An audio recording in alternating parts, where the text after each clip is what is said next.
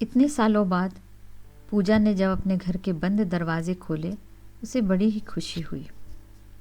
अपना सामान अंदर रख के अपने पति अमर से कहा कि जल्दी से ही हम सफाई कर लेते हैं, फिर थोड़ा आराम करके भैया से मिलने चलेंगे। अमर ने कहा कि वो बीमार हैं, चलो पहले मिलकर आ जाते हैं, अब छोड़ो भी नाराज़ी।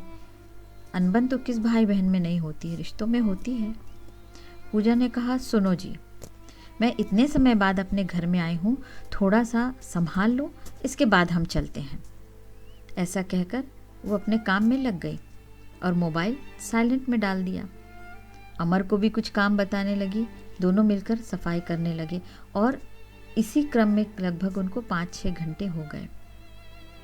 सारा काम करने के बाद उसने जब मोबाइल चेक किया तो लगभग 10 से ज़्यादा मिस कॉल थे।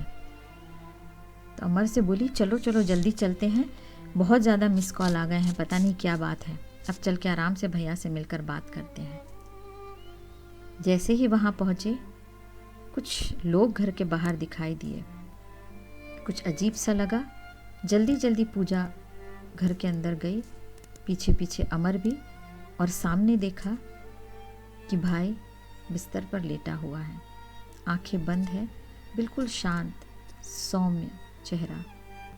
भाभी ने जैसे ही पूजा को देखा बहुत नाराज़ हुई और रो रो कर कहने लगी कि अभी आ रही हो तुम? इतनी तुम्हें नाराज़ी थी अपने भाई से कि आखिरी बार उससे बात करने भी नहीं आ सकी। भाभी की बात सुनकर पूजा स्तब्ध रह गई, उसके पास शब्द नहीं थे कहने को।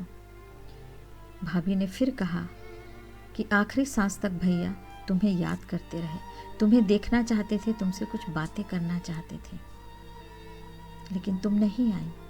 पूजा निढाल असहाय वहीं पर बैठ गई और आंखों से झरझर दुख और पश्चाताप के आंसू बहने लगे।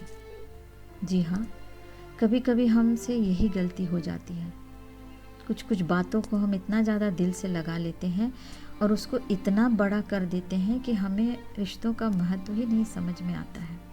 ज़िंदगी बहुत छोटी है, कौन सी मुलाकात, कौन सी बात आखिरी हो जाए हम नहीं जानते हैं। कभी हम किसी से मिल पाए या बात कर पाए ये भी हमें नहीं पता होता है। इसलिए आपके पास जो भी समय है, अगर आप बात कर सकते हैं अपनों से तो बात करिए, मिल सकते हैं तो जाकर मिलिए, कम से कम हाल चाल पूछिए, लेकिन एक दूसरे के संपर्क में बने रहें, क्योंकि यही एक जीने की आस भी देता है और नई उम्मीद भी देता है।